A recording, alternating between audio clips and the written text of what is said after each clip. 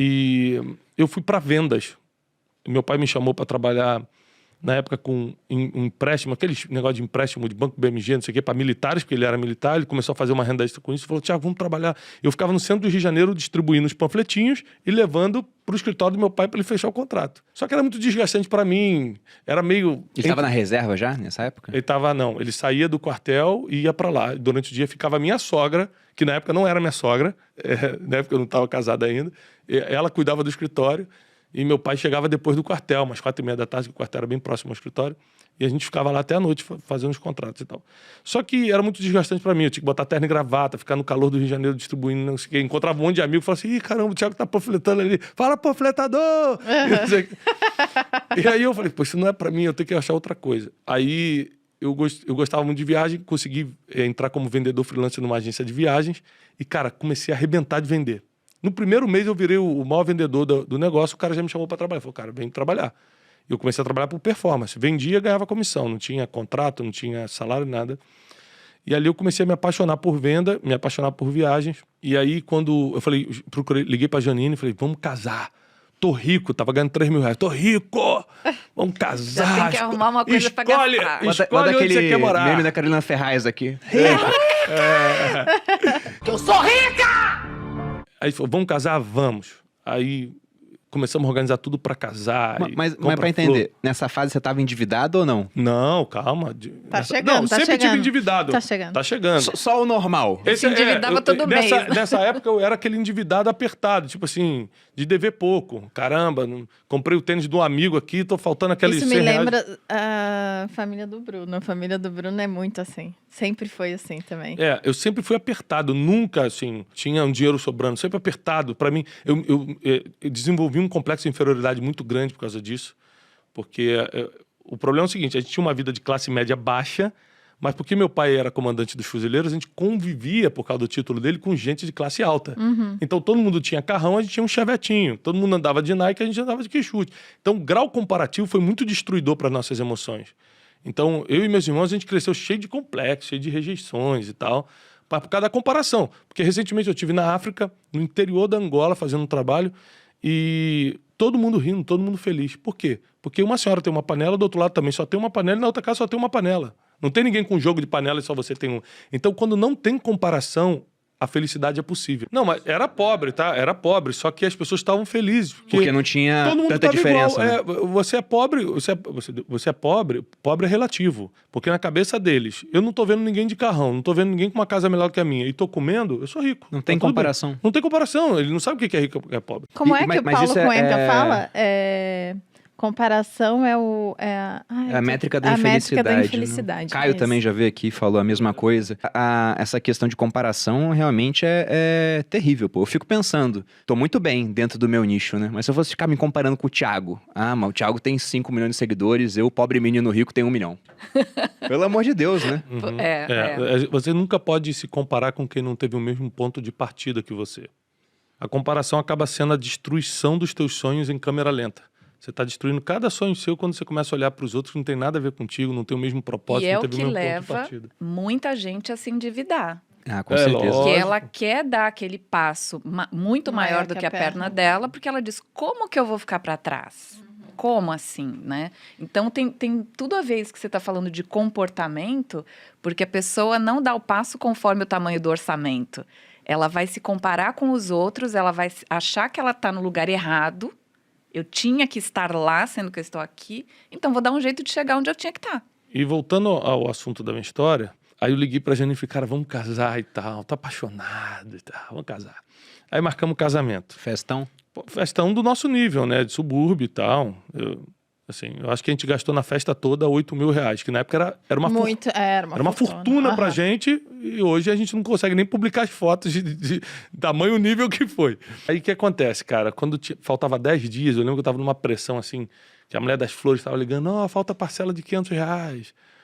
O cara do salão de festa: olha, não esquece a parcela de 800. Nessa pressão... Vocês tinham dinheiro pra casar ou não? Já assumiram dívida aí? Não, tá maluco. A gente saiu fazendo dívida aí, né? Eu fui criado em igreja, então a gente tem uma frase que não é bem assim que funciona, mas virou um jargão dos crentes, que é o seguinte: Deus proverá.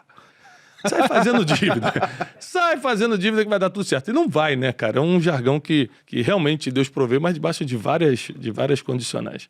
E aí eu falei, não, Deus vai prover tudo, vamos fazer. Só cortaram o fim da frase, né? Porque era Deus proverá para si o sacrifício, que era do sacrifício de Abraão.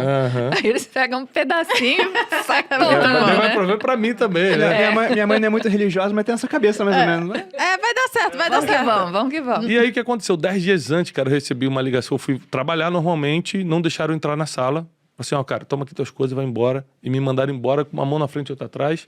E eu casei desempregado. Eu lembro da vergonha de casar desempregado. Eu falei, cara, o que meu sogro vai achar de mim? O que as pessoas vão falar de mim? Eu desempregado. E naquele dia eu percebi que quando eu sou empregado de alguém, meu destino está na mão dessa pessoa.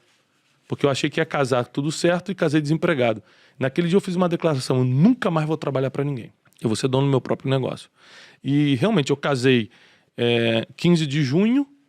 Em setembro eu comecei a minha agência de turismo, nos fundos da minha casa. E isso em 2005. Em 2006, a gente penou muito, a agência não estava dando muito certo, mas eu pagava as contas, fazia compras. Eu lembro que a gente era muito feliz com R$50 no final de semana. No final mas de tinha semana. Que gastar. Chegou na mão, tinha que gastar. Tinha que gastar. E, então, assim, 2016 foi muito difícil. 2006, 2007, a empresa começou a crescer. A empresa começou a acontecer, a gente começou a trabalhar com o Oriente Médio, fazer viagens focadas em Israel, a gente começou a prosperar. 2008, a gente começou a ganhar muito dinheiro. 2009, a gente explodiu. Bum, viramos a terceira maior empresa do país no segmento. 2009, Nossa. 2010, 2011, a gente ficou na liderança. Tudo dando certo. Dando certo na minha cabeça. Hoje eu vejo que eu estava fazendo um monte de burrice, eu vou chegar aí. Eu estava orgulhoso. Então, em 2009, 2010, eu comprei meu primeiro carrão. Aí ficava chegando mais cedo na casa da minha avó para todo mundo ver, os primos ver eu chegando de carro. Orgulho, vaidade. Eu achava que era o dono da verdade. Às vezes vinha um colaborador e falava, Thiago, acho que a nossa equipe de venda está certa. Eu falei, você trabalhou aonde para falar assim? Você tem qual experiência? Então não escutava ninguém, achava que sabia as coisas, não busquei consultoria, não busquei mentores. Mas tinha dinheiro, o dinheiro estava no caixa, eu estava achando, tá tudo bem, Deus está comigo, vambora. E aí quando chegou de 2013 para 2014... a gente já estava assim, fazendo muitos grupos famosos. Muita gente famosa no Brasil fazia grupos de turismo com a gente. E aí eu fui fazer uma viagem nova. Aí eu comecei a gastar a bel prazer. Tipo assim, eu ligava pro financeiro e falava assim, cara, quanto é que tem na conta aí? Eu não perguntava quanto tem quanto tem na conta. Você tratava a PJ como se fosse... Eu quebrei basicamente porque eu era burro financeiramente, orgulhoso, não tinha experiência, achava que tinha, e principalmente porque eu misturei PJ com PF. Sim, pior coisa. Então, e é super comum. É muito comum. O mais comum. Então eu queria deixar a empresa pobre, portanto que eu fosse rico. E hoje a gente sabe que a visão é a empresa rica e você... Matou a vaca, né? Exatamente.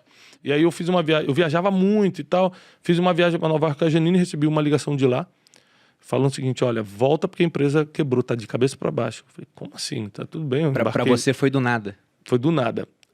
A gente já sabia que estava assim, difícil e tal, mas a gente já tinha passado por outras dificuldades. Mas o que aconteceu foi que o mercado virou de um dia para o outro. A gente recebeu muitos grupos, 87 grupos, a gente recebeu no dólar de 1,80. O mercado virou para 3 e pouco, era dia de pagar fornecedor. Então, tipo assim, eu tinha 3 milhões de caixa, mas estava devendo 9. Nossa! Só que aí vai piorar. O que, cara, vamos lá, a cifra, o que foi o quebrar com gosto assim? Eu quebrei em 2,5 milhões de dólares, né? Nossa! Eu tô me sentindo todinha. Assim. Não foi nada, minha. Amadora, Patrícia. Ai, tô muito amadora, gente. 2,5 milhões de dólares? 2,5 milhões de dólares que eu paguei em 9 meses, vou explicar como. Quebrado. Aí o que aconteceu? Na mesma época que o dólar disparou e a gente ficou devendo 3 vezes mais aos fornecedores, Israel entrou em guerra com a Palestina e fechou as fronteiras. O que aconteceu? Os 87 grupos pediram reembolso. Agora não tinha dinheiro pro fornecedor e não tinha dinheiro para devolver. Nossa, mãe. Gente. Deu tudo errado ao mesmo tempo. Deu tudo errado ao mesmo tempo. Eu tenho um livro que se chama Descubra o Seu Destino, que eu falo o seguinte, quando tudo dá errado ao mesmo tempo, é o destino. Você vai passar pelo que tem que passar, é plano divino. É uma conspiração divina a seu favor. Porque eu falei, cara, não tem como sair da situação. Foi de todos os lados. E aí o que aconteceu? Automaticamente todo mundo saiu de perto de mim.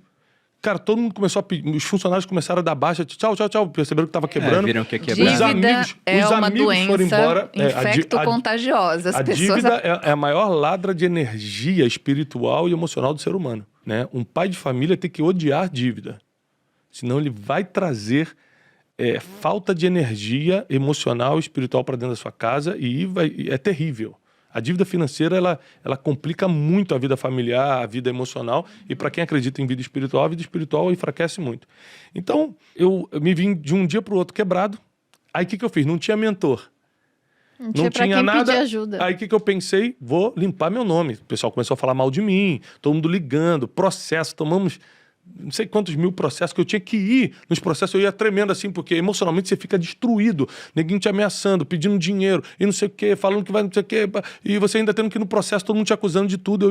Cara, eu só não morri porque Deus não quis. No meio disso, eu fiz uma besteira. Qual foi a besteira que eu fiz? Não tinha mentores, eu tinha patrimônio.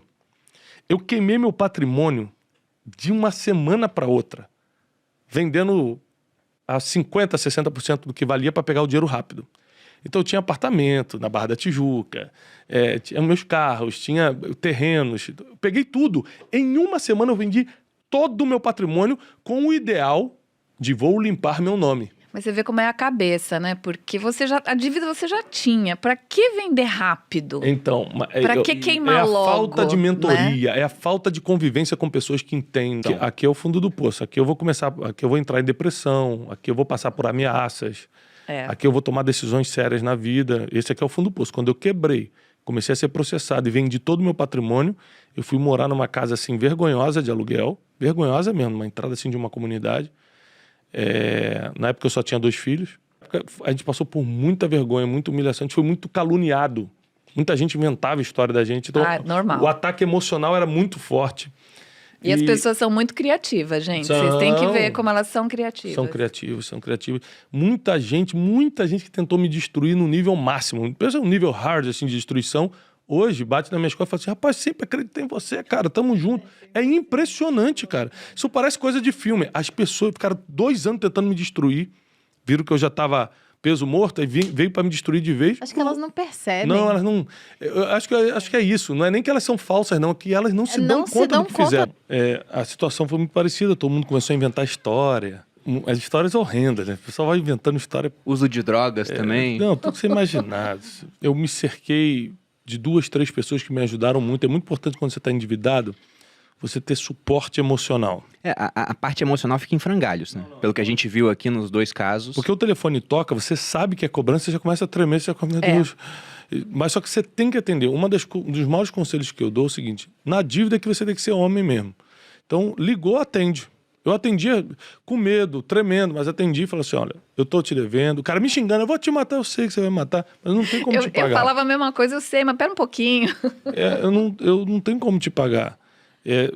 Mas se você quiser eu vou aí, assino uma promissória, a gente negocia em 12 vezes. Eu atendia todo mundo, não mudei de telefone, não mudei de endereço, né? Eu já estava nessa casa de aluguel e todo mundo sabia onde eu morava, todo mundo me cobrava e eu atendia todo mundo. Agora, eu fiquei um tempo em estado de choque em casa. Nesse tempo eu aumentei muito a minha fé e eu tive um insight em uma das minhas orações.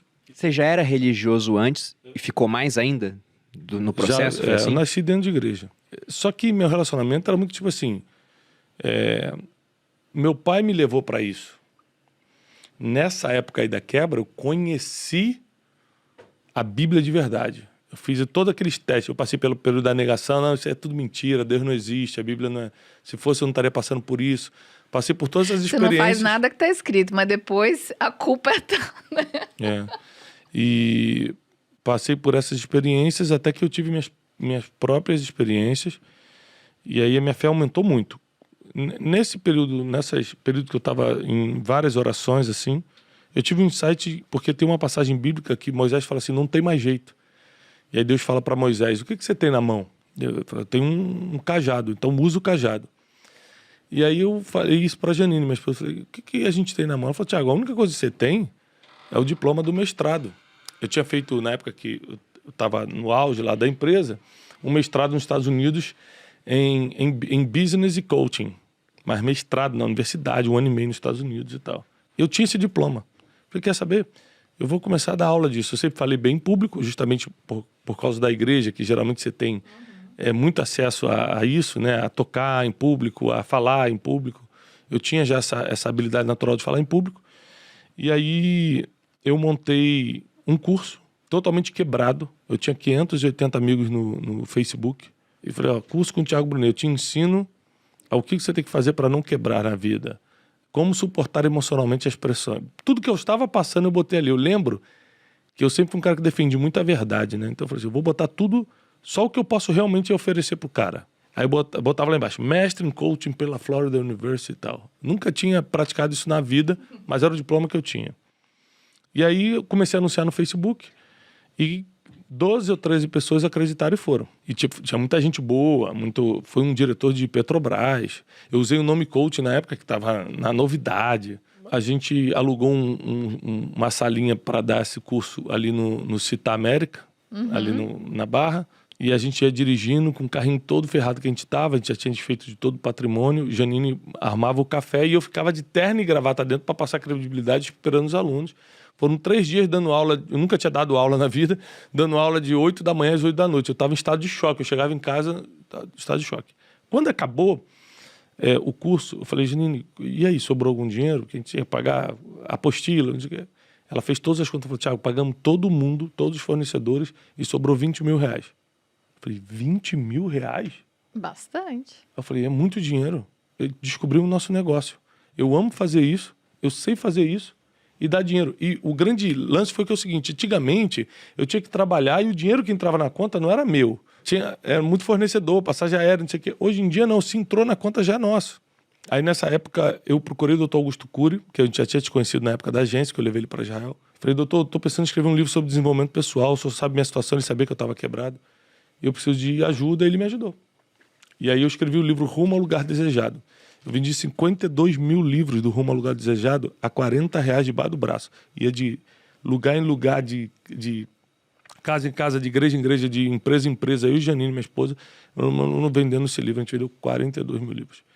Então, foi 52 mil livros. Foi uma revolução financeira pra gente. E contando essa história, que tinha, quebrou... Exatamente. E eu falava, tô saindo disso e você ainda tá me ajudando. Comecei a dar palestras em comunidade carente. Porque você ainda tinha dívida nessa época. Tinha. Tinha. Aquela gigante. O que aconteceu foi o seguinte, eu consegui reduzir muito minhas dívidas. Por exemplo, a maior dívida que eu tinha era com uma rede de hotéis em Israel. Era tipo $400 mil. Era a maior dívida que eu tinha. Eu peguei um avião aqui. O primeiro dinheirinho que entrou, com isso eu comprei uma passagem aérea e fui para Tel Aviv. Aí sentei com um cara, que hoje é muito meu amigo, mas na época me ameaçou de morte. Legal ter uns amigos assim, legal ter né? uns amigos assim, né? Ele falava assim, o Mossad vai te acertar de longe, você não vai nem ver, vai parecer um acidente. Ele me ameaçava assim. Don't mess with the Mossad. Ele queria te matar com serviços secretos. Serviço secreto de Israel. Que bacana. O cara era bom.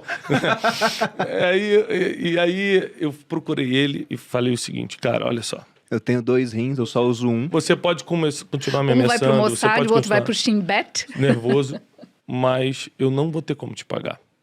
Não tem como. Não existe a possibilidade. E eu vim aqui, eu peguei um avião, vim para Israel, vou embora hoje mesmo pro Brasil, só para te dizer que eu tenho um compromisso contigo. Minha palavra tá dada. Tá aqui. Ele, mas como é que você vai pagar isso? Eu falei, não tem como pagar, não sei como pagar. E aí ele fez uma coisa que virou meu jogo. Ele falou, então você vai assinar uma confissão de dívida. Que o acordo era de boca, esse dinheiro eu devia de boca. Eu falei, tá bom. Aí ele pegou uma confissão de dívida e me fez assinar. Aí quando eu assinei, ele pegou a confissão de dívida e falou assim, cara, você veio aqui só para isso? Eu falei, cara, só para isso, eu vou voltar pro Ben Gurion agora, que era o aeroporto.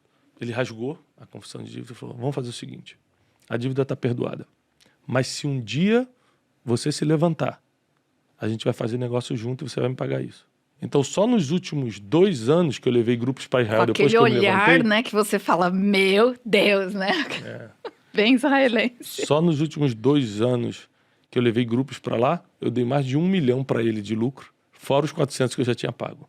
Caramba. Então, e por isso que hoje ele é meu amigo, né? Não porque ele gosta de mim, mas porque eu paguei tudo. A questão é assim, você devia 2,5 milhões. O primeiro curso que você fez, com 12 pessoas, se você fosse falar com qualquer pessoa, ia dizer assim, pra que você vai fazer isso? Não cobre nem o nada, não adianta. Mas você foi. Fica até em termos de perspectiva, você vê que nada adiantaria. Nada adiantaria. Assim. E é isso que às vezes as pessoas pensam, né? Mas a minha dívida é tão grande, o que adianta eu pagar tal coisinha? Adianta. Ele começou, não é? Como é que você ia pagar 2,5 milhões dando aula? Quantas aulas você ia ter que dar? Quantas horas você ia ter que falar? Mas começa. Lógico, um negócio puxa o outro. Aí eu comecei, porque eu estava dando curso, comecei a ser convidado para fazer palestras. Aí nas palestras eu vendi os livros. Aí tinha dia que eu voltava para cá e falei assim, Janine, te levantou tantos mil. Ela falou, então é só escalar agora, é só a gente começar a fazer várias vezes com pessoas diferentes. E a gente começou a montar um modelo de negócio, Janine que foi o Instituto Dash. Toda hora eu ouço a Janine e falo, Janine guerreira. Guerreira. E com 4 filhos. E o Instituto Destiny, que começou nesse dia, nesse curso, hoje ele é avaliado e foi vendido por 126 milhões de reais. Quase 5 anos depois. Foi bem recente, no final das contas. Né? Foi bem recente. A gente vendeu uma parte do Instituto só, eu continuo sendo o majoritário, mas a gente vendeu uma parte do Instituto. Então, você tem que começar, porque você não sabe de onde vai vir a virada do jogo.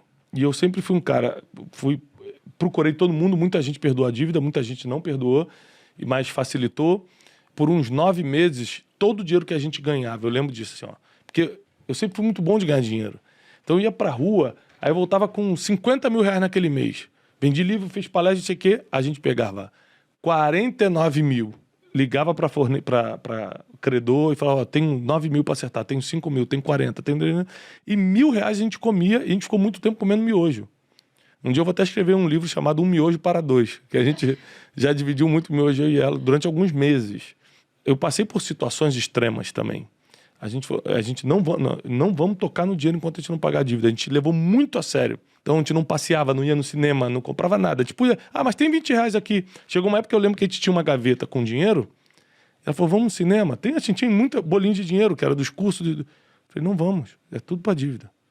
E a gente pagou muito rápido a dívida. E aí, cara, com essa experiência, porque como eu aprendi a dar palestra e fazer curso no pior momento da minha vida, eu aprendi muito rápido. Porque o teu estado emocional acelera muito o aprendizado, né? Então eu virei, assim... Você não tem opção. Mestre no assunto muito rápido. Então, isso foi em 2014, 2015, 2016 eu comecei a construir o nome do Instituto, meu nome. Em 2017 a gente deu a primeira explosão, assim. Foi o meu primeiro vídeo que viralizou. E a gente começou a direcionar muito os cursos. Aí eu comecei uma conferência anual, chamada Conferência Destino, e pronto. Aí a gente começou a acontecer, as coisas começaram a melhorar.